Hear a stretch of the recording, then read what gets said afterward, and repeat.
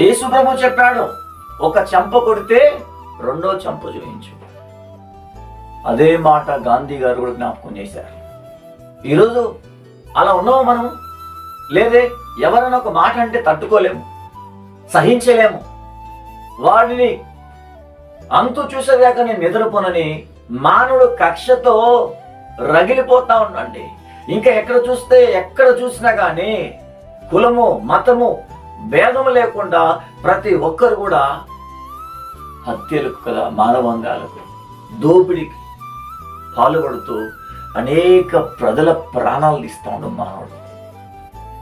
వచ్చిందా మనకి స్వాతంత్రం? మరి మానవుడికి స్వాతంత్రం ఎక్కడుందండి?